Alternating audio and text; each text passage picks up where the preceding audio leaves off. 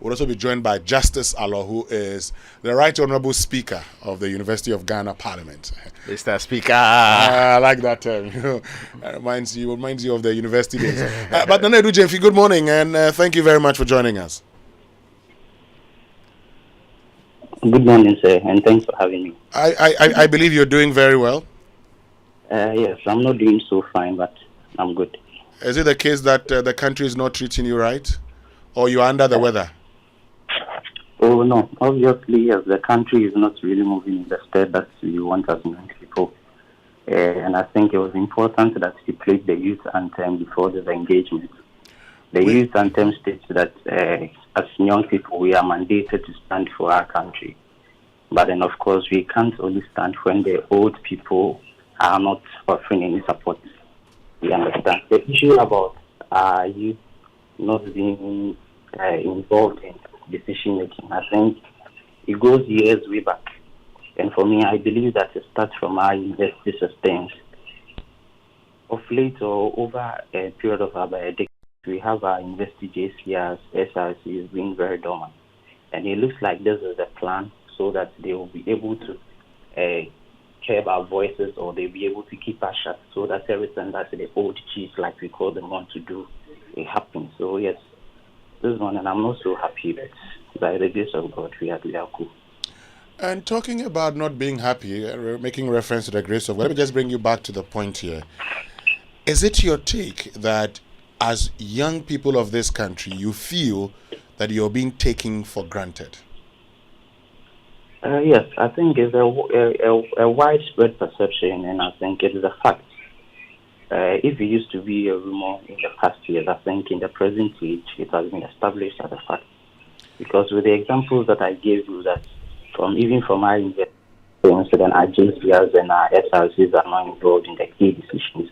And I think a practical example has to go back to the demonstration that happened in KNST in 2018, when the SRC president then had no idea of whatever was going on, the conversion of laws, the brutality of students and everything. I think for the past 4 or 5 years, I can say that there has been about a demonstration or a protest on every tertiary university campus in the country. And that is really a cause for an alarm. Because if the people only have to get their voices heard only through demonstrations and protests, the past days we saw what happened in Kenya. It was so much more good for a continent like Africa, a growing economy like Africa. But then we are in a space where this is the only voice that our leaders hear. And it is very, very pathetic. For myself as the National General Secretary of the National Service Personnel Association, my people have not been paid for 2 months now. And as to when they will be paid, I don't even know. When you engage management, all they tell you is very soon. But then we need a time, an exact time, so that we can really hold their necks if they are not able to abide by their timelines. But then we are in a country where it looks as if you don't really matter. So they just do what they want to do, and you just get involved. Yeah. Let me bring in, the Speaker of the University of Ghana Parliament, Right Honorable Justice Alo. Justice, do you share similar view? Is it also your position that the youth of this country are being taken for granted? Very good morning to your cherished listeners. I share a similar view that for some time now, we're taken for granted by the powers that be. And, in Chinua Achube's book titled The Anthill of the Savannah, he says that because of some reasons, those who mismanage our affairs think that there is some data available to them that's available to us. And there are some reasons why we encounter the misfortunes that bedeviled us. And they stand up against the reasons or criticisms that come from us to them.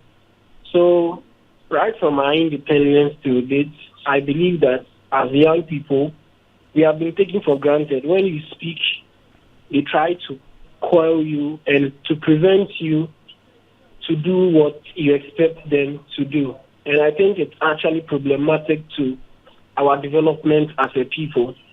and where we have come to, and when we have gotten to as a people, just like it has happened in Kenya, I think that it is high time we stood our grounds as young people and demand for accountability, because I always see that this is the only Ghana we have.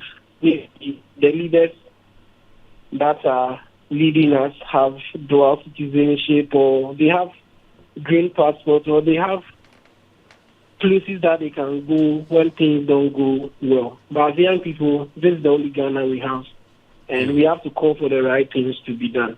Okay. Let me find out from you, Justice, what do you want? You've talked about how you're being taken for granted. Tell us, what do you want? So as a young person, I share in the concerns of the many young people that have gotten to, so many things have been mismanaged. There are no jobs for young people. Young people each day want to actually leave Ghana to seek for better lives in countries that such better lives are not even guaranteed. So as young people, we need our leaders. I'm not speaking just for myself, but I'm speaking for the young person who is also in his final year, the young person who is on the streets of Accra or any other city or any other community in Ghana, who does not know where his or her next meal will come from, who is tired of the mismanagement that is going on, who is tired of the corruption. Like, you see, just this year, we read a report that 10.5 billion Ghana cedis is missing from Bank of Ghana. And till date, no one has been able to give us any explanation where that money is gone to. We're in this country where $58 million have been wasted on digging, which they say that they were building a cathedral for God. I'm very sure, I'm a devout Christian, okay? And I'm very sure that God is not even happy that they have wasted $58 million in digging a hole when our health system is intact, when our educational system is intact, when our manufacturing sector is intact. This is not the God that we serve as Christians or Muslims. This is not what he actually recommends for us to do. That the lives of the people will be intact, and you will want to build a cathedral for him so that he comes to live in our world. So everything has been mismanaged in our country, and it is not just because of this government, but we are experiencing the worst of currently. And as a political science student, I read about fiduciary responsibility, which was propounded by John Locke. John Locke tells everyone that the leaders that are leading us, they are holding what we call fiduciary responsibility, which has been entrusted to them by the citizens. And whenever they break this fiduciary responsibility, John Locke actually recommends that as citizens, we revolt and protest against them. And that is exactly what happened in Kenya. The Kenyan youth understood that the fiduciary responsibility, the trust that they gave to their leaders, have been broken. And it was high time they stood for the right things to be done. And I actually wait to see that day in Ghana. And trust me, as a young person, I'll be all out to express my grievances in any form or shape, not in violence manner, but diplomatically, to demand that the right things are done. Because Okay. I'm not just speaking because I'm frustrated. I'm speaking because so many young people like myself, whenever we meet, we talk about the frustration in the country. We talk about how things have been mismanaged. And it looks like the people, our parliamentarians, the executive, and even the judiciary, they are not concerned about it because they are not faced with the realities that we are faced with. Okay, let me bring in, Nana Edwidjemfi in at this point. Nana Edwidjemfi, do you feel empowered? I mean, you're talking about the fact that you're being taken for granted. You've talked about all the things that you want, but even as young ones, do you feel empowered to get to the table and share your ideas on how this country should go? Yes, obviously, we have showed it in many ways that as young people, we are always ready to make our contributions at every moment in time on decisions that really affect us and affect the nation at large. But then our problem has always been the door to those opportunities being shut on us. Of course, I am not too happy, like I've said this countless times just this morning, because prior to the increment of the NSS allowance from 559 cities to the 715, sorry, I'll be biased here towards my national service personnel. When the allowances was being increased from the 350 cities to the 559 cities in 2017, the exchange rate, the dollar rate then was 4.5. That was about $123. But then now, even with the increment, that is 715, with our current rate of 15.26, we have barely about $46.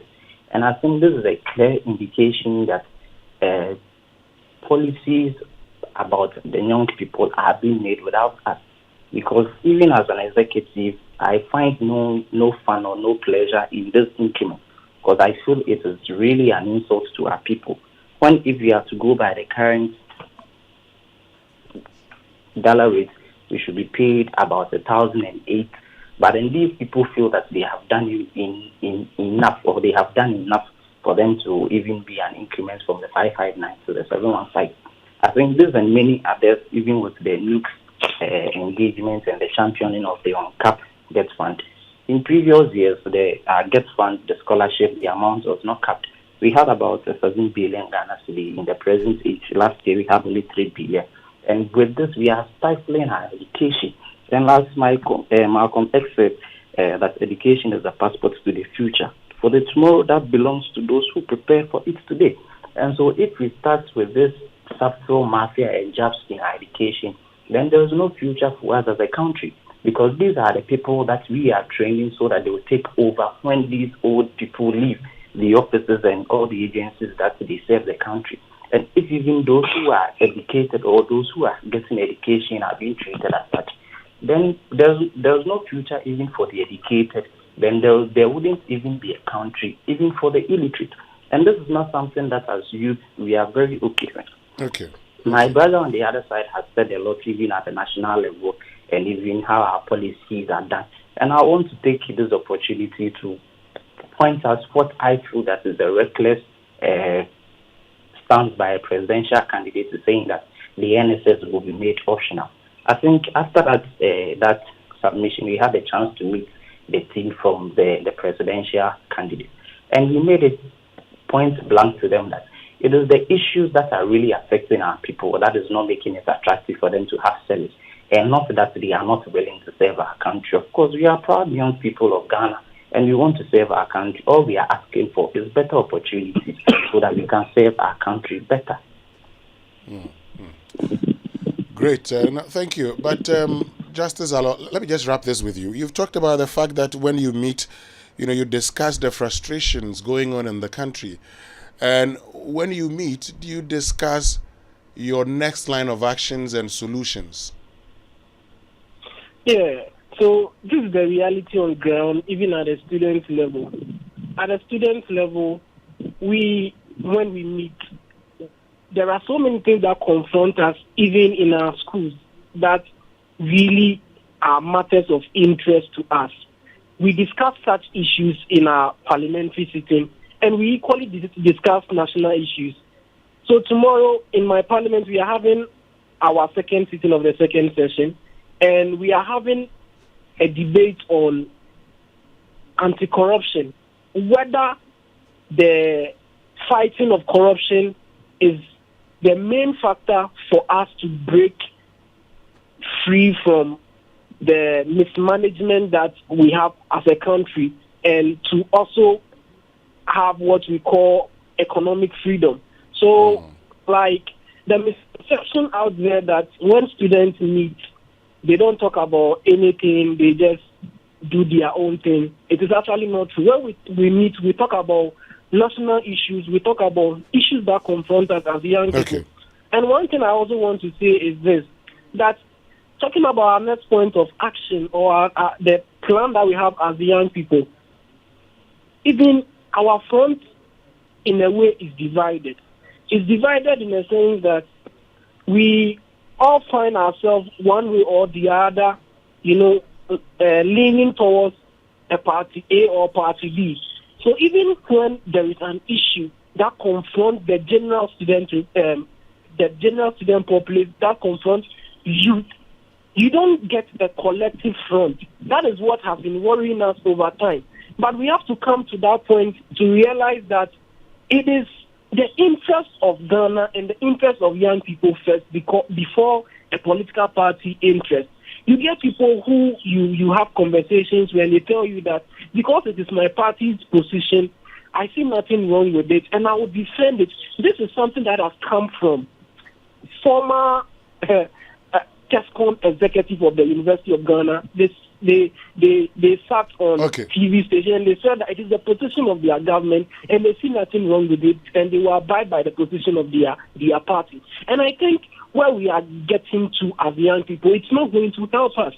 Because if you say it is the position of your party, it's the position of your government, so you see nothing wrong with it, one particular day you may be in a position and a particular party will decide to do the same thing with you. Will you have the moral right to talk against what you spoke against some time past? So, thank you very, very much, Justice Aloh, Speaker of the University of Ghana Parliament, and also to you, Nana Edu Gyamfi, who is National Secretary of the National Service Personnel Association.